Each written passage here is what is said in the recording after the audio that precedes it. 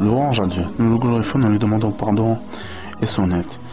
Nous croyons en lui et en lui nous plaçons notre confiance. Nous cherchons protection auprès de lui contre tout mal venant de nous-mêmes et contre les méfaits de nos mauvaises actions. Celui que Dieu guide, personne ne peut l'égarer, et celui que Dieu égare, personne ne peut le guider. Je teste qu'il n'y a de divinité que Dieu seul et unique mérite d'être adoré, c'est lui. Et je teste que Mohammed est le prophète de Dieu et son serviteur, le modèle parfait envoyé aux hommes et aux génies. Je teste qu'il est bien le meilleur des adorateurs, ainsi le guide des pieux. Que la prière de Dieu et ses bénédictions soient sur lui et sur sa famille les purifiés, ses compagnons les prosternés et tous ceux qui l'auront suivi jusqu'au jour dernier. Assalamu alaikum wa rahmatullahi wa barakatuh. Mes frères et sœurs, aujourd'hui je vais continuer sur la croyance des prophètes, deuxième partie. Je répète, tout ce que je dis, ça vient des pieux prédécesseurs, je ne suis ni imam et ni savant. L'histoire de Al-Yasar.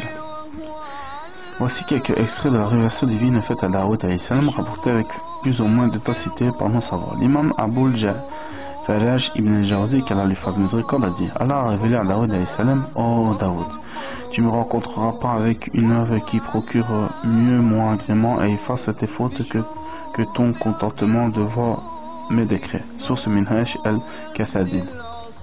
L'imam Jalal ud-Din Souyati, qu'Allah lui fasse miséricorde, rapporta qu'il fut révélé à Daoud alayhi salam: Oh Daoud, après toi viendra un prophète appelé Ahmed et Mohammed sallallahu alayhi wa sallam. Il sera véridique et un seigneur. Jamais il ne subira mon courroux et jamais ne le provoquera. Car avant même qu'il m'ait désobéi, je lui aurais déjà accordé mon pardon pour ses fautes passées et futures. Sa nation est l'objet de ma miséricorde. J'ai prescrit à ses membres des œuvres surrogatoires comparables à celles que j'ai prescrites aux prophètes. Et je leur ai imposé des obligations comparables à celles que j'avais imposées aux prophètes et aux messagers, afin qu'ils viennent à moi au jour de la résurrection avec la lumière semblable à celle des prophètes, comme je l'avais ordonné aux prophètes avant eux. Je leur ai imposé de se purifier de la souillure charnelle, comme je l'avais ordonné aux prophètes avant eux. Je leur ai ordonné le combat. Source Nuzul Isa fi Akhir al-Daman. L'imam Abu al-Falaj ibn al-Jawzi, qu'Allah lui fasse miséricorde, a dit: On a rapporté ceci et Allah a révélé à Daoud alayhi salam: Si ceux qui se détournent de moi savaient comme je les attends, comment je suis attentif à eux et comme je désire ardemment qu'ils délaissent les péchés. Ils mourraient de nostalgie pour moi et se mettraient en morceaux par amour pour moi. Oh Daoud, si telle est ma volonté au sujet de ceux qui se détournent de moi, qu'en est-il alors de ceux qui viennent vers moi? Oh Daoud, le serviteur n'a jamais autant besoin de moi que lorsqu'il se passe de moi, et il n'a jamais aussi illustré pour moi lorsqu'il revient vers moi. Source Minhaj al-Kathadin. Ensuite, l'imam Ibn al-Jawzi, qu'Allah lui fasse miséricorde, a dit: Allah a révélé à Daoud alayhi salam: Aime-moi, aime celui qui m'aime, et fais-moi aimer de mes créatures. Daoud dit alors: Comment te faire aimer de tes créatures, ô Allah Azawajal? Allah lui dit: Mentionne-moi avec élégance et excellence et évoque mes bienfaits et ma beauté. Source Minhaj al-Kathadin. L'imam Ibn al-Jawzi, qu'Allah lui fasse miséricorde, a dit: Daoud alayhi salam a dit: Seigneur, quel est celui qui parmi tes serviteurs est le plus détestable pour toi? Allah lui dit: Ô serviteur qui m'a consulté sur une affaire et qui j'ai donné le choix approprié, mais qui n'en fut pas content. Source Minhaj al-Kathadin. Allah Azzawajal le cita en 2 reprises en compagnie d'autres prophètes sallallahu alayhi wa sallam. C'est ainsi qu'il a dit: Mais aussi Ismaïl, Yatha, Yunus et Lot, nous avons favorisé chacun d'eux en les plaçant au-dessus du reste du monde. Sourate 6, verset 86. Mais aussi, souviens-toi de Ismaïl et Al-Yatha, ainsi que de Dhul-Kelf, chacun d'eux étant parmi les meilleurs. Sourate 38, verset 48. Le terme Yatha vient du verbe wasiya, yasa'u, qui signifie englober, élargir ou encore détenir pleinement. Le Hafiz Ali ibn Asakir Ad-Mashki, que la fasse miséricorde, a dit sur Al-Yasar, Ali salam: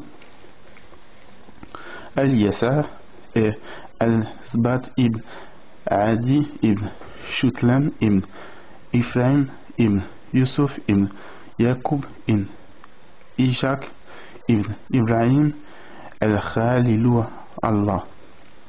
On rapporte qu'il était le cousin du prophète Elias alayhi salam. On rapporte également qu'il s'était réfugié avec lui dans la grotte de Kaysoun, dans les environs de Damas, lorsqu'il avait fui le roi de Baalbek, puis il rentra ensuite dans la ville après la mort de Elias. Il le remplaça au sein de son peuple et Allah l'inspira. Tout ceci est rapporté d'après Abd Imunim ibn Idris ibn Sinan, d'après son père, d'après Wahab ibn al-Munabih, source Tarikh Dimashq.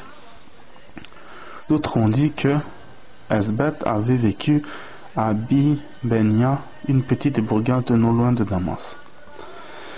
Concernant la vie du noble prophète, l'imam Ismail al-Qatil, qu'Allah lui fasse miséricorde, rapporta que l'imam al-Hassan al-Basri, qu'Allah lui fasse miséricorde, a dit: Eliasa est venu auprès d'Elias alayhi salam et a été envoyé au même peuple à voir les bénis Israël de Syrie.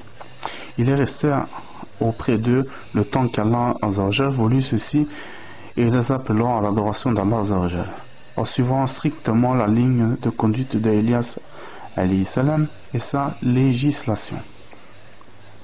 Après qu'Allah lui rappelé à lui, il y a eu diverses épreuves de sédition au sein de son peuple, et les tyrans se multiplièrent en tuant des prophètes qu'Allah envoyait. L'un de ces tyrans était un roi entêté. On rapporte d'ailleurs que c'est à lui que Dhul-Kilf avait promis le paradis et s'était porté garant pour lui s'il se reportait et revenait à Allah. On dit que ça serait pour cela qu'il fut surnommé Dhul-Kilf, celui qui se porte garant. Mohammed ibn Ishaq a dit qu'il s'appelait Al-Yathal ibn Akhtoub, source Al-Badiya. Quant à lui, l'imam Mohammed ibn Jarir al-Tabari, qu'Allah lui fasse miséricorde, a dit dans son ouvrage intitulé At-Tahrir, qui s'appelait Al-Yada ibn Akhtoub ibn al-Ajouz. Toujours dans le même livre, il rapporta également la même chose que l'imam al-Hassan al-Basri, qu'Allah lui fasse miséricorde. Concernant les troubles de la mécréance du peuple de Elias alayhi salam après sa mort, alayhi salam, en précisant que cela engendrait la colère d'Allah, qui les fit gouverner par les tyrans et les mit parfois sous le joug de leur ennemi extérieur, et à chaque fois qu'il arrivait à triompher de leur ennemi, c'était grâce aux bénédictions qui se trouvaient dans l'arche de Noé alayhi salam, aux reliques des familles de Moussa et Aaron alayhi salatu wassalam, qu'il utilisait alors au cours d'une bataille qu'ils avaient opposée aux habitants de Radah et Ascalon. Et ces derniers prirent le dessus sur eux et leur subtilisèrent l'arche, et apprenant cela, le roi du peuple de Eliasa alayhi salam mourut de tristesse, et les bénis Israël se trouvèrent alors sans chef jusqu'à ce qu'Allah leur envoya un prophète qui s'appelait Samuel alayhi salam. Ils lui demandèrent alors de leur établir un royaume afin qu'ils puissent vivre et combattre sous ses ordres. Mais comme leur habitude, les bénis Israël, ils les trahirent et tombèrent à nouveau dans la mécréance et la rébellion. Et Allah est plus savant.